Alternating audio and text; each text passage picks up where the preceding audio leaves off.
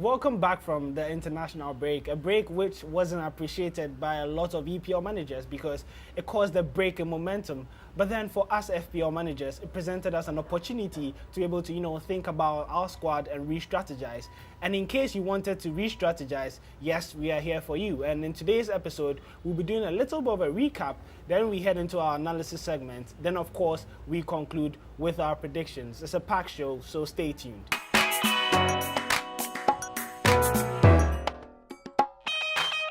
Of course, this show is coming from the Torches Bar, and that's in the Kaneshi Sports Complex. So whenever you want to grab a drink and watch a Premier League game, you can always do that here. Now, before I introduce my guest, I have a little bit of a trivia for you. Now, which Premier League player do you think has created the most scoring opportunities this season? Yeah, it's time to crack your head and try and get that answer. Whilst you are that, I would be introducing my own FPL expert. How has it been? A very long international break? Very long and stressful international break, I'd say. How was game week 4? Was it Game week good? 4 was quite disappointing, unfortunately. I came away with only 48 points.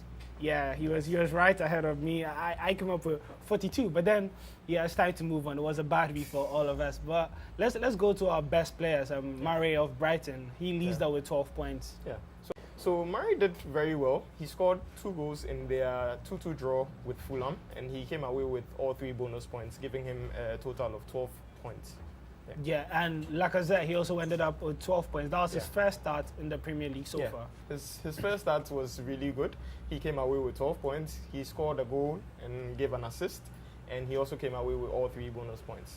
And for Lukaku, he started the season and he's finally set off rolling, and it was against the Burnley side. He scored 12 points. Yeah, Burnley were very poor in their game, and obviously, yes, they lost 2-0.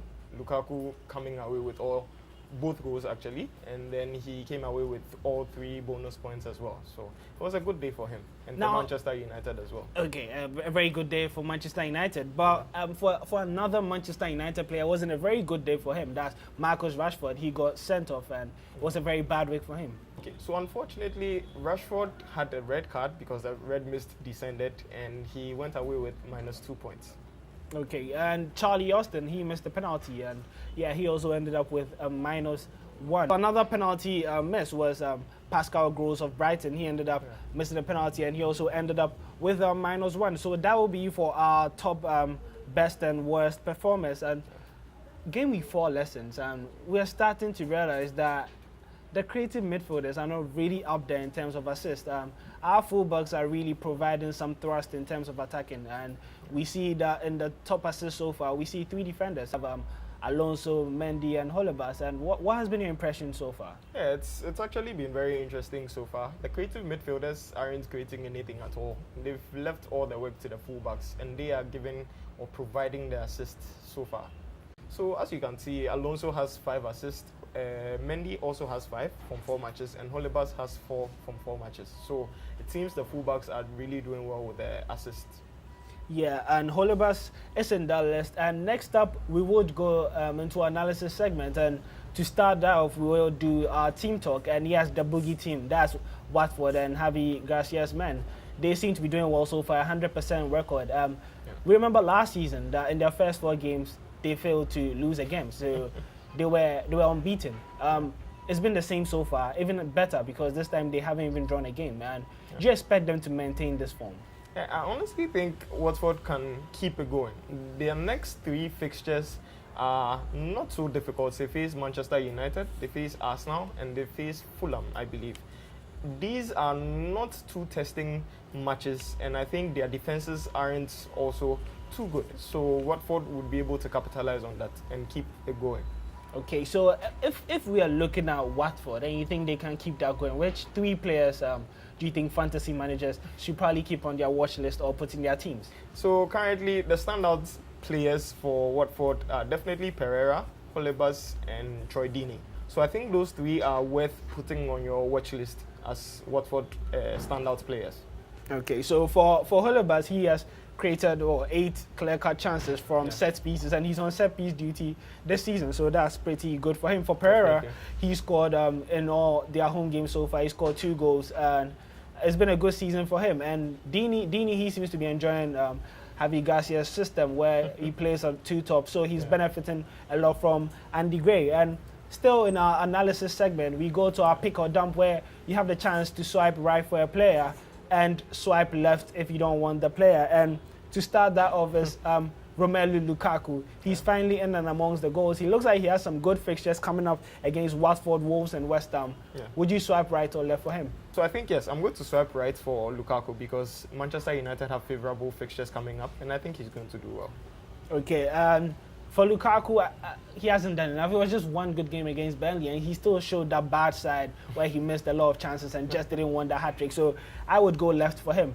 For Mo Salah, the most expensive player in fantasy football this season, and he scored 27 points in 4 games, but he seems to be losing the trust of a lot of FPL players, and he's been transferred out by what? Over 180,000 managers so far. Would you swipe left or right for him?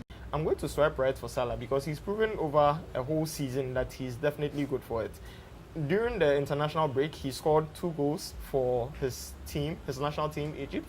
And I think he's going to carry on the form. He's finally getting in and amongst the goals, and I think he's getting more and more psyched up as a player and getting ready to perform. So I think he's definitely going to be good for it.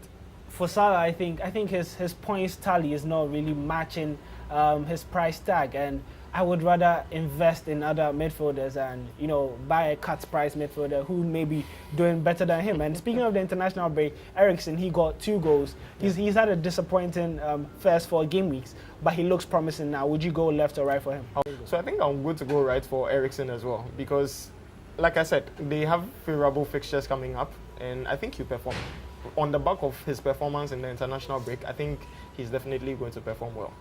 Yeah, for Eriksen, I think I may stick with him for a couple more weeks. So I think he has some quality in there, some quality that he showed at Denmark during the international break. And Marcos Alonso, the issue with Marcos Alonso is his price, and almost 7 million. But he's been promising so far. But yeah, I think it's too expensive. I mean, probably go for a cheaper defender. For me, Marcos Alonso is a big left.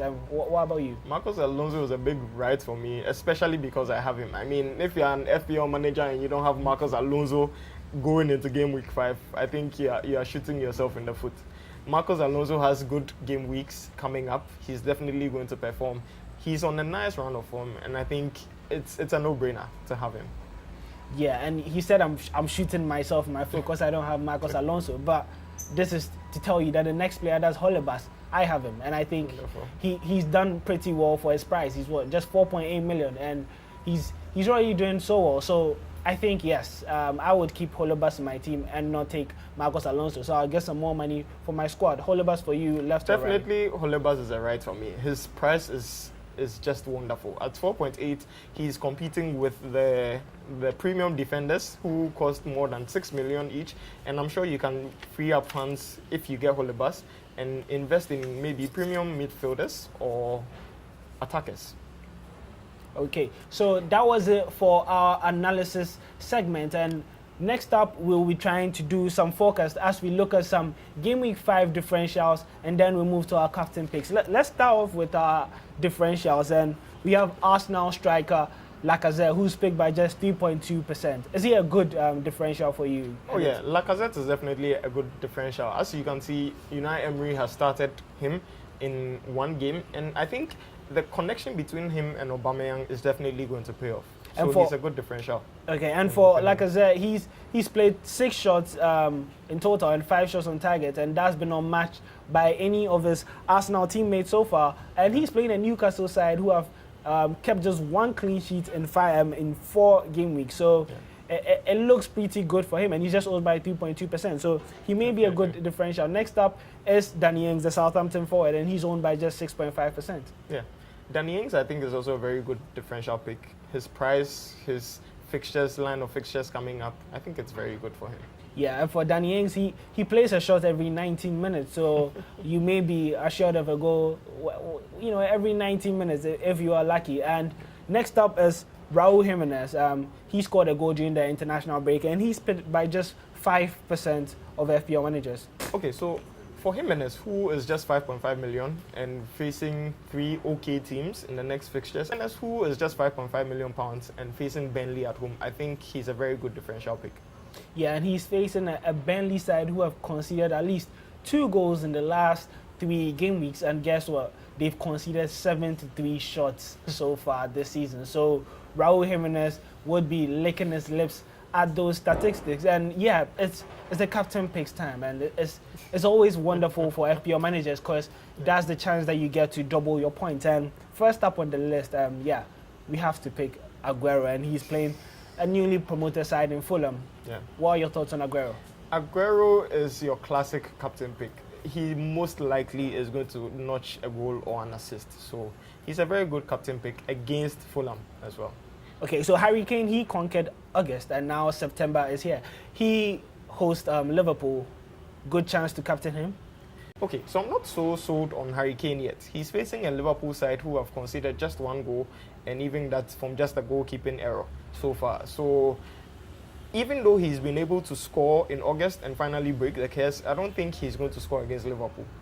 So he's sure that Tottenham would find it difficult against Liverpool, but if Tottenham had to get a goal, you can be sure that Harry Kane would be in there. And next up is Chelsea starman Eden Hazard. Yeah. He started slowly, but he's picking up some wonderful form, and now he's fit enough to start. Had a wonderful international break. You expect him to continue that form? Definitely. Hazard is a good player, as we already know. He seems to be getting on form, and they are playing newly promoted Cardiff. I think he's definitely going to get a goal or an assist in the match. Yeah, he is the man in form, and still staying in London, and we go to Lacazette, and yeah, he had an incredible game against Cardiff. He scored the last-minute winner, and they're going away to a Newcastle side who've been really poor defensively. What are his chances against Newcastle? So Lacazette, it's going to be tricky. If Newcastle set up defensively, it's going to be a very difficult match for them. I mean, Arsenal have the firepower to break it down. Considering Lacazette and Aubameyang will most likely start together, if any goal is going to come from them, it's most likely Lacazette. Yeah, and you mentioned of Aubameyang, and he's our last captain pick, and you know he's also in the Arsenal squad to play Newcastle, who have conceded 11 big chances this season, and he's here. So between Lacazette and Aubameyang, if you had to pick, who would you go for? Definitely go for Lacazette. You go for Lacazette. Yes. But yeah, Aubameyang scored his first goal of the season last week, and you know both of them seem to be in form, and they are sharing the points in and amongst each other. Before you go, do you want to share your captain pick for next week? Who you have in mind so far? So game week 5, I have 2 premium captain picks in mind. It's either going to be Hazard or Aguero. Okay, yeah, he doesn't want to give you all that info, but then thank you very much, Anam, for your time. It was good to have you. And yeah, before I started the show and introduced Anam, I asked a trivia question about who has created the most scoring chances this season, and yes, the answer is 2 players, and that's David Silva and Mohamed Salah. They've both created 13 chances each this season, and yeah, that was the answer to the question. If you got it right, congratulations. If you didn't get it right, hopefully next week you get it right. But we came to you live from the Torches bar at the Kanishi Sports Complex, and just the space though. Unfortunately, your reign at the top of Joy Sports Classic is over. Ben Owuzi has overtaken you, and congratulations to Ben. And it was good having you guys. See you same time next week. All the best in Game Week 5. And remember, Fike Lindo, which basically means stay beautiful.